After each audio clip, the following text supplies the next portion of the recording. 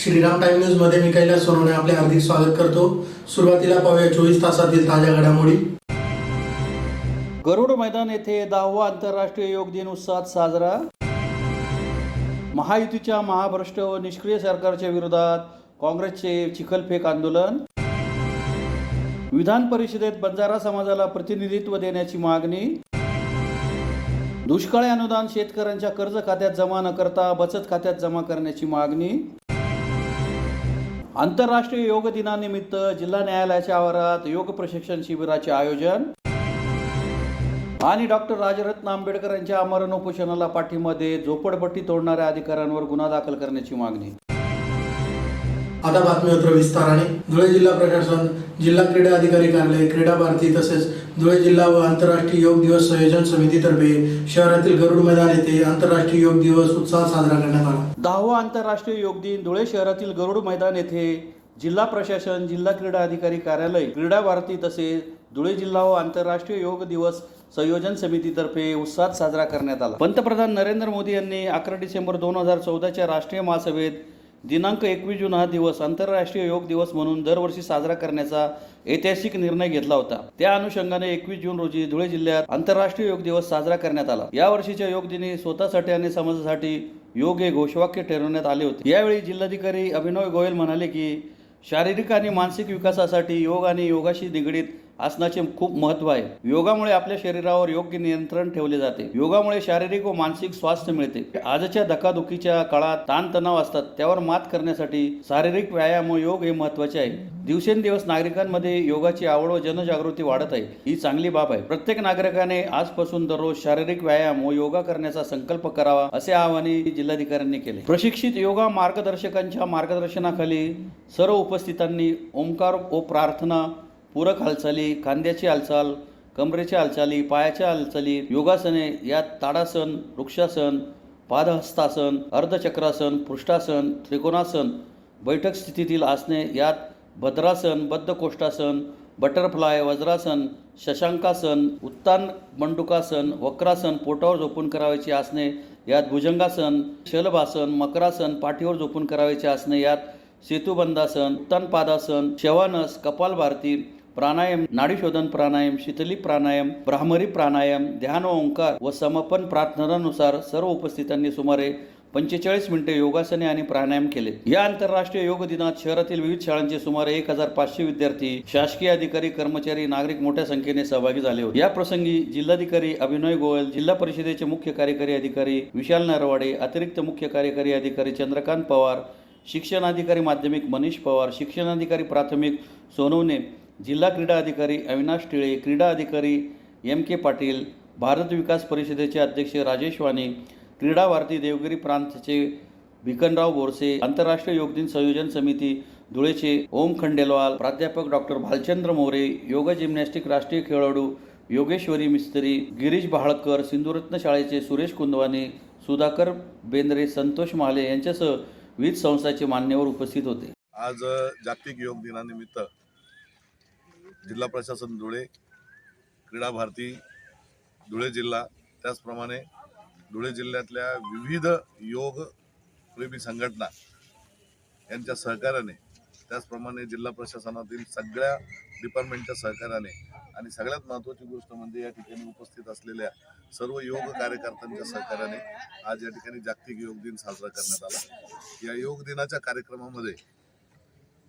सर्व सहभागी झालेल्या शाळांच्या जवळजवळ 1500 विद्यार्थ्यांनी आज या ठिकाणी अतिशय सुंदर योगाचं प्रात्यक्षिक केलं आणि हे योग प्रात्यक्षिक करून घेण्यासाठी क्रीडा भारतीच्या वतीने जे काही अमूल्य असं सहकार्य जिल्हा प्रशासनाला मिळालं, त्याच्यामुळेच हा योग दिन आज अतिशय चांगल्या आणि उत्साहाच्या वातावरणात पार पडलेला आहे। मी त्याबद्दल आज या सर्व सहयोगी संघटनांना, सगळ्या योग कार्यकर्त्यांना आणि या योग शिबिरामध्ये, योग कार्यक्रमामध्ये सहभागी झालेल्या सर्व शाळा, सर्व प्रशासकीय अधिकारी, नागरिक आणि योगप्रेमींना या ठिकाणी मी योग दिनाच्या शुभेच्छा देतो आणि त्यांनी हा योग दिन साजरा करण्यासाठी जे सहकार्य केलं त्याच्याबद्दल सर्वांचं मनपूर्वक आभार व्यक्त करतो।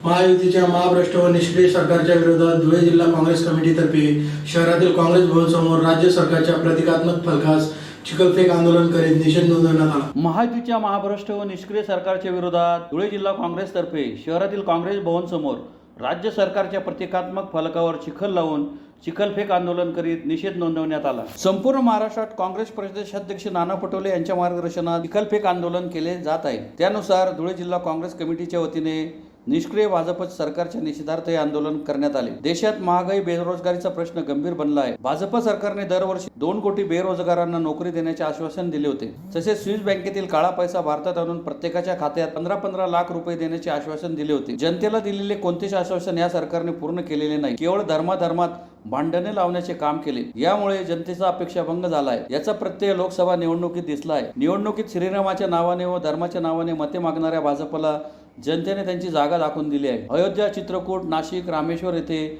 भाजपचे उमेदवार पराभूत झाले। अर्थात श्रीरामाच्या नावाने मते मागणे हे भगवान श्रीरामांनाही मान्य नाही, हेच यातून दिसले। आज पंतप्रधान नरेंद्र मोदी हे पंतप्रधान बनले असले तरी मोठ्या मुश्किलीने ते पंतप्रधान बनले आहे। ते 6व्या फेरीपर्यंत मागे होते, म्हणजे पंतप्रधानपदी राहण्याची सुद्धा त्यांची लायकी नाही। त्यांनी राजीनामा दिला पाहिजे। राहुल गांधी 2 ठिकाणाहून उभे होते। दोन्ही ठिकाणी ते मोठ्या मताधिक्याने निवडून आले। नंदुरबार लोकसभा मतदारसंघातील काँग्रेसचे उमेदवार ॲडव्होकेट गोवाल पाडवी हे नरेंद्र मोदींपेक्षा अधिक मताधिक्याने विजयी झाले आहेत। त्यामुळे भूलथापा देणाऱ्या भाजप सरकारची सत्तेत राहण्याची लायकी नाही, याचा आम्ही निषेध करतो। या आंदोलनात युवराज करंजकाळ, पितांबर महाले, सुधीर जाधव, राजेंद्र खैरनार, प्रमोद सिसोदे, दीपक पाटील, धीरज अहिरे, राजेंद्र देवरे, सुधाकर देवरे, प्रकाश पाटील, पप्पू सहानी, नरेंद्र पाटील, भानुभाई सिरसाट, अफसाना शेख, भावना गिराशे, भानुदास गांगुर्डे, राजेंद्र चौधरी, विलास पाटील, प्रवीण पवार, हरिभाऊ चौधरी, आयुब खाटीक, प्रमोद बोरसे यांच्यासह पदाधिकारी व कार्यकर्ते सहभागी झाले होते। आज पूर्ण महाराष्ट्रभर महाराष्ट्र प्रदेश काँग्रेसचे अध्यक्ष नानाभाऊ पटोले यांच्या नेतृत्वाखाली धुळे जिल्हा काँग्रेस कमिटी, धुळे शहर जिल्हा काँग्रेस कमिटी यांच्या वतीने आज आम्ही चिखलफेक आंदोलन या ठिकाणी निकम्मे हे जे बीजेपी सरकार आहे, हे धर्माधर्मामध्ये जे भांडण लावणारं सरकार आहे, 2 कोटी बेरोजगारांना दरवर्षी नोकरी देऊ असं फेकू सरकार आहे, 15-15 लाख रुपये प्रत्येकाच्या खात्यात जमा करू अशा ह्या फेकू सरकारच्या निषेधार्थ आज आम्ही चिखलफेक आंदोलन या ठिकाणी केलेलं आहे। आपल्याला मी सांगू इच्छितो, माध्यमांच्या याच्यातनं त्या बीजेपीने धर्माधर्मामध्ये भांडणं लावले। ह्या बीजेपीला भगवान श्रीरामाने सुद्धा माफ केलं नाही। अयोध्यामध्ये बीजेपीचा उमेदवार पडून गेला, चित्रकूटमध्ये बीजेपीचा उमेदवार पडून गेला, नाशिकमध्ये बीजेपीचा उमेदवार पडून गेला, रामेश्वरमध्ये सुद्धा बीजेपीचा उमेदवार पडून गेला। म्हणजे भगवान रामाला सुद्धा मान्य नाही। हे रामाच्या नावाने, धर्माच्या नावाने, देवदेवतांच्या नावाने हे जे कृत्य ह्या बीजेपीचं चालू आहे, आपण बघितलं असेल, नरेंद्र मोदी पंतप्रधान जरी झालेले असले तर रडून पुडून झालेले पंतप्रधान आहेत। ते 6व्या फेरीपर्यंत मागे होते, म्हणजे त्यांनी पंतप्रधान राहायची सुद्धा त्यांची लायकी नाही। त्यांनी तर राजीनामा देऊन दिला पाहिजे। राहुल गांधी हे 2 ठिकाणून त्या याच्यातनं उभे होते, इलेक्शन लढवत होते, ते किती मार्जिनने निवडून आले हे आपण बघा। आणि आमचा गोवाल पाडवी नरेंद्र मोदींपेक्षा जास्त मतांनी निवडून आलेलं आहे। आम्ही काँग्रेस पक्षाच्या वतीने या बीजेपी सरकारचा निषेध करतो। विधान परिषदेच्या रिक्त होणाऱ्या 11 जागांमध्ये बंजारा समाजाला प्रतिनिधित्व देऊन न्याय द्यावा अशी मागणी अखिल भारतीय बंजारा सेनेचे प्रदेशाध्यक्ष डॉक्टर साईनाथ चव्हाण यांनी धुळे येथे पत्रकार परिषद घेऊन केली आहे। येत्या जुलैमध्ये विधान परिषदेच्या 11 जागा रिक्त होत आहेत। या 11 जागांमध्ये बंजारा समाजाला प्रतिनिधित्व देऊन 25 वर्षापासून सुरू असलेली हेळसांड थांबावी अशी मागणी अखिल भारतीय बंजारा सेनेचे प्रदेशाध्यक्ष डॉक्टर साईनाथ चव्हाण यांनी धुळे येथे पत्रकार परिषद घेऊन केली आहे। भारतात 16 कोटी व महाराष्ट्रात 2 कोटीच्या घरात बंजारा समाज आहे। तसेच समाज ऊसतोड कामगार आहे। आजपर्यंत राष्ट्रीय पक्षाने लोकसभा निवडणुकीत एकही बंजारा समाजाला उमेदवार दिलेला नाही, म्हणून संपूर्ण भारतातील बंजारा समाज हा भाजपवर नाराज आहे। तरी येणाऱ्या विधान परिषदेच्या निवडणुकीत श्रावण चव्हाण यांना विधान परिषदेवर घेतले जावे अशी मागणी करण्यात आली आहे। श्रावण चव्हाण हे अखिल भारतीय बंजारा क्रांती दलाचे राष्ट्रीय अध्यक्ष तसेच भटक्या विमुक्त समाजाला अन्याय अत्याचाराला नेहमीच वाचा फोडण्याचे काम करीत असतात। आजपर्यंत महाराष्ट्रात बंजारा समाजाचे 2 मुख्यमंत्री होऊन गेले, एक वसंतराव चव्हाण, सुधाकरराव नाईक। त्यांच्यानंतर विधान परिषद, विधानसभेमध्ये बंजारा समाजाची बाजू मांडण्यासाठी नेते मंडळी नाही तरी समाजाच्या चळवळीतून तयार झालेले श्रावण चव्हाण यांना विधान परिषदेवर घेऊन बंजारा समाजाला न्याय द्यावा अशी मागणी करण्यात आली आहे। यावेळी अखिल भारतीय बंजारा सेनेचे राष्ट्रीय अध्यक्ष कांतीलाल नाईक, डॉक्टर साईनाथ चव्हाण, भदलाल राठोड, करण चव्हाण, अनिल पवार, सचिन चव्हाण, नवल पवार, जयवंत पवार आदी उपस्थित होते। मित्र, आज जे महाराष्ट्रामध्ये विधान परिषदेच्या 11 जागा रिक्त होत आहेत, त्या 11 जागेवर एक बंजारा समाजाचा प्रतिनिधी विधान परिषदेत श्रावण भाऊ चव्हाण यांना घ्यावा, यासाठी आज जी पत्रकार परिषद आपण आयोजित केलेली आहे। आज महाराष्ट्रामध्ये बंजारा समाजाचा जर विचार केला, हा बंजारा समाज पूर्ण ऊसतोडीचं काम करतो आणि लमाण समाजात दगडफोडीचं काम करतो। पूर्ण समाज हा अशिक्षित आणि अनपढ आहे। पूर्ण बरेच वर्षापासून हा समाज शिक्षणापासून, आपल्या हक्कापासून वंचित आहे। या समाजाच्या काही समस्या आहेत, ज्या काही तांडा वस्तीला स्वतंत्र ग्रामपंचायत मिळालं पाहिजे, बंजारा समाजात स्वतंत्र वसतिगृह मिळालं पाहिजे। ह्या गोष्टी विधानसभा आणि विधान परिषदेनं मांडण्यासाठी आम्ही अखिल भारतीय बंजारा सेना या संघटनेतर्फे पाठिंबा देत आहोत आणि आम्ही मागणी करत आहोत की उत्तर महाराष्ट्रामध्ये 5 लाखाच्या घरात बंजारा समाजाचे मतदान आहेत, तरी आमच्या ह्या माणसाला विधान परिषदेत घेऊन बंजारा समाजाला न्याय द्यावा अशी मी मागणी करीत आहे।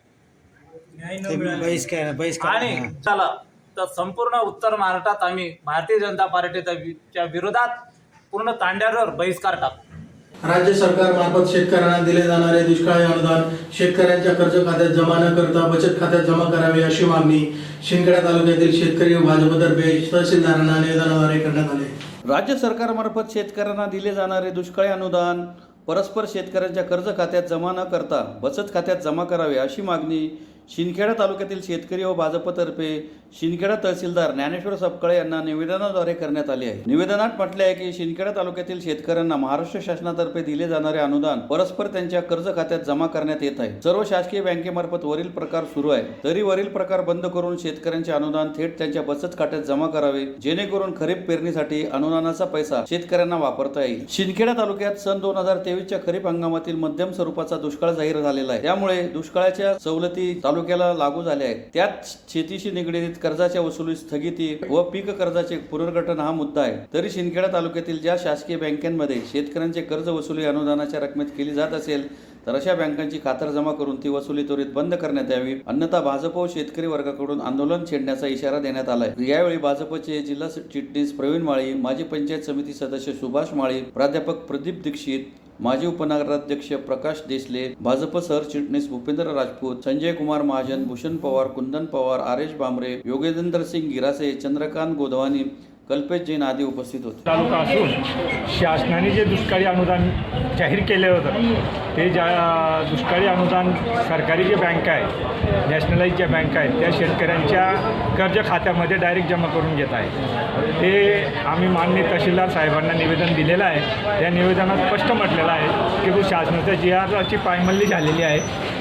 बँकेचे जे मॅनेजर आहेत, नॅशनलाइज जे बँके असतील, ज्या ठिकाणी शेतकऱ्यांनी पीक कर्ज घेतलेलं आहे त्या शेतकऱ्यांना अशी पिळवणूक। जिल्हा विधी सेवा प्राधिकरण धुळे, जिल्हा न्यायालय धुळे व जिल्हा वकील संघ यांच्या संयुक्त विद्यमाने न्यायालयाच्या आवारात आंतरराष्ट्रीय योग दिनानिमित्त योग प्रशिक्षण शिबिराचे आयोजन करण्यात आले होते।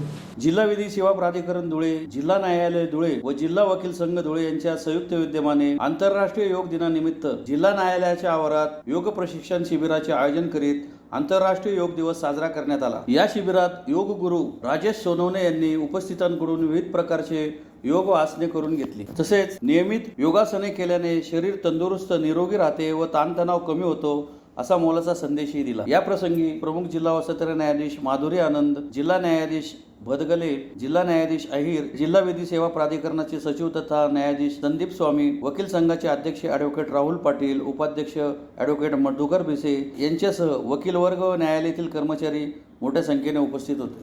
21 जून आज जागतिक योग दिन असतो आणि आज आपण आपल्या कोर्ट प्रिमायसिसमध्ये DLSA आणि आपलं कोर्ट आणि बार या सर्वांच्या मदतीने आज आपण योगासनाचा अभ्यास केलेला आहे। आपले योग गुरु श्री सोनवणे यांनी भरपूर आपल्याकडनं अभ्यास करून घेतलेला आहे आणि निरोगी राहण्याकरिता प्रत्येक मनुष्याने रोज एक 20 ते 30 मिनटं योगासनाचा अभ्यास करणे अत्यंत आवश्यक आहे आणि आज सर्वजणांची उपस्थिती आहे।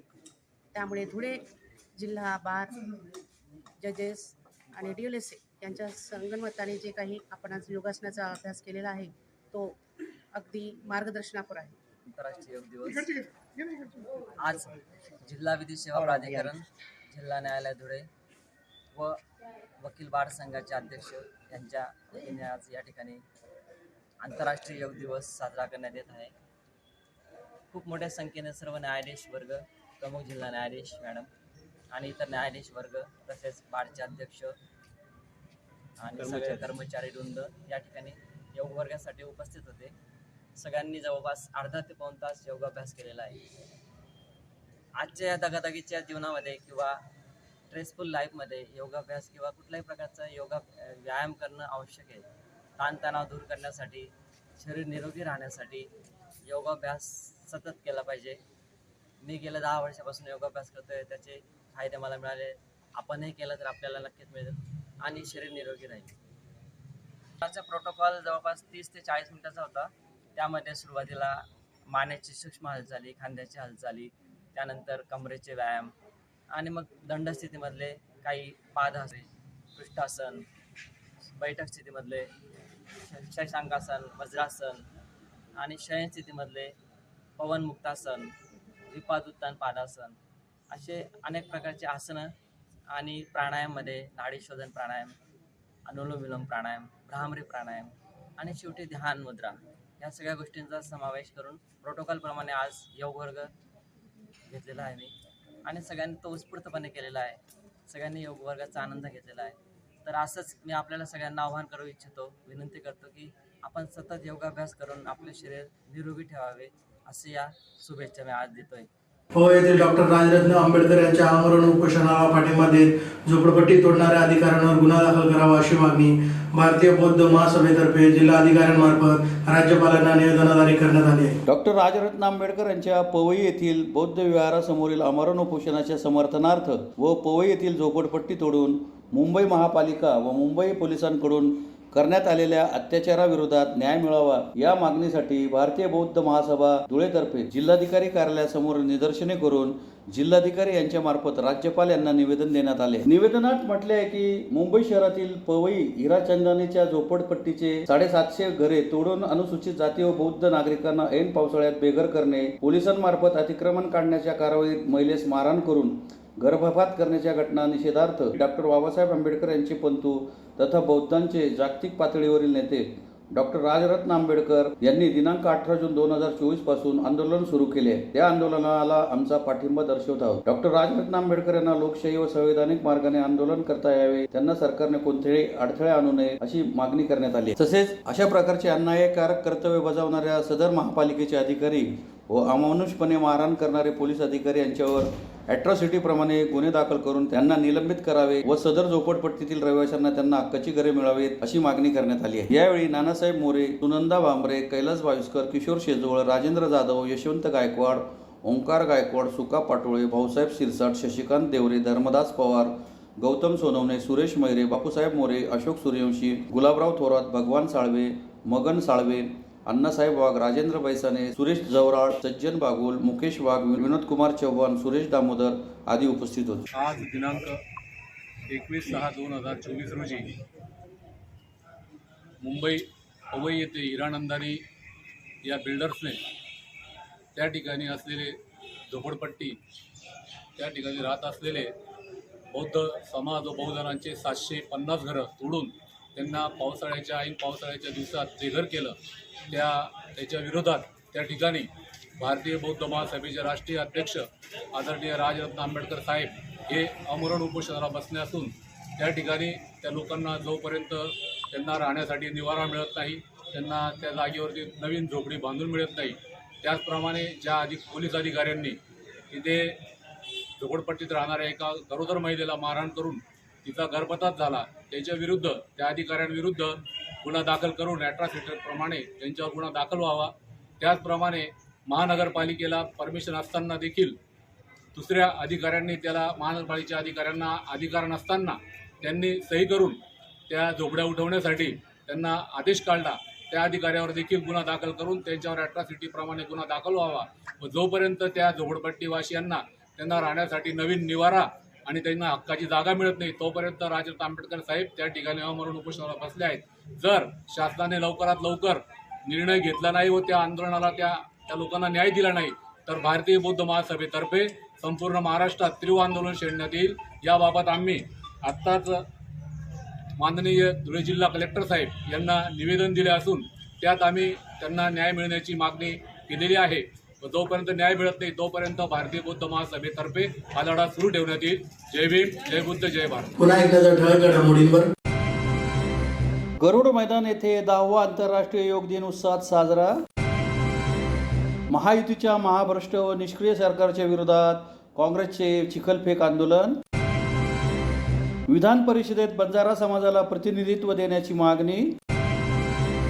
दुष्काळी अनुदान शेतकऱ्यांच्या कर्ज खात्यात जमा न करता बचत खात्यात जमा करण्याची मागणी. आंतरराष्ट्रीय योग दिनानिमित्त जिल्हा न्यायालयाच्या आवारात योग प्रशिक्षण शिबिराचे आयोजन. आणि डॉक्टर राजरत्न आंबेडकर यांच्या आमरण उपोषणाला पाठिंबा देत झोपडपट्टी तोडणाऱ्या अधिकाऱ्यांवर गुन्हा दाखल करण्याची मागणी. याचबरोबर श्रीराम टाइम न्यूजच्या बातमीपत्र संपले. दिवसभरातील ताज्या घडामोडींसाठी पाहत राहा श्रीराम टाइम न्यूज. भेटूया पुढील प्रसारणात. तोपर्यंत नमस्कार.